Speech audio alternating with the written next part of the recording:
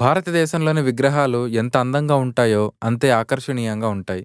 మన దేశంలోని శిల్పకళ గురించి ప్రత్యేకంగా చెప్పాలి.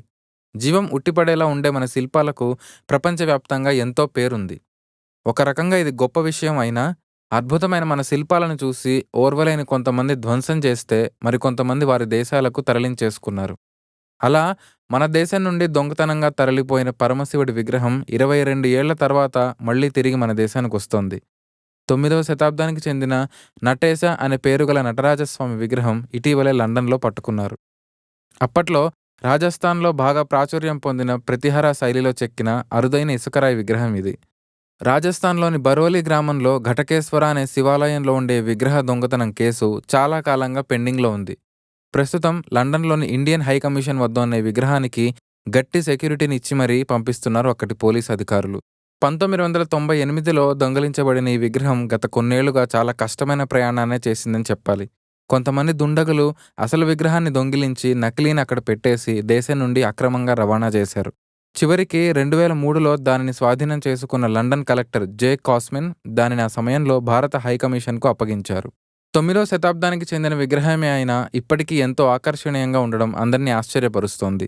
దాదాపు 4 అడుగుల ఎత్తులో ఉండే విగ్రహాన్ని దొంగిలించడం అప్పట్లో దేశవ్యాప్తంగా సంచలనం సృష్టించింది. వామన్ ఘియా అనే ఒక వ్యాపారి జైపూర్ పరిసర ప్రాంతాల్లో విగ్రహాలను దొంగిలిస్తున్నాడనే విషయం పోలీసులకు 1996 నుండే తెలిసినా సరైన ఆధారాలు లేక వదిలేశారు. కానీ 1997లో బీబీసీ వారు పీటర్సన్ వాట్సన్ అనే వ్యక్తి రాసిన సోథిబైస్ ది ఇన్సైడ్ స్టోరీ అనే పుస్తకంపై ఒక డాక్యుమెంటరీ చేశారు. అందులో ఈ విగ్రహాల మాయంపై ప్రత్యేకంగా చెప్పబడింది.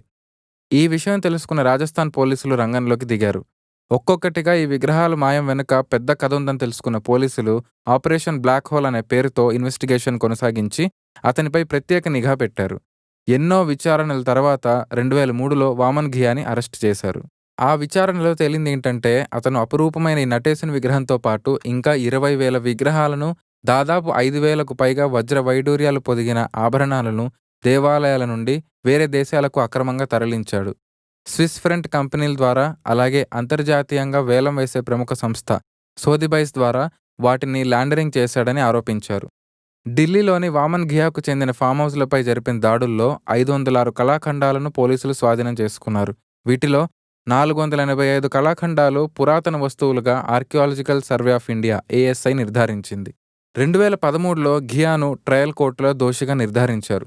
కానీ చివరికి 2014లో రాజస్థాన్ హైకోర్టు వామన్ ఘియాను నిర్దోషిగా ప్రకటించింది. ఎందుకంటే పాక్షికంగా ఘియా విదేశాలలో అక్రమంగా రవాణా చేస్తున్నట్లు ఆరోపణలు ఎదుర్కొంటున్న ఒక్క కళాఖండం కూడా స్వదేశానికి రప్పించలేకపోయారు.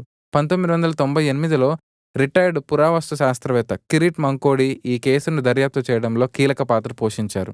అలాగే మన దేశంలో విగ్రహం నకిలీదని నిరూపించడానికి పత్రాలు మరియు ఛాయాచిత్రాలను కూడా అందించారు. ఏదేమైనా 1998లో మాయమైన ఈ అద్భుత విగ్రహం తిరిగి రావడంపై అందరూ తమ ఆనందాన్ని వ్యక్తపరుస్తున్నారు.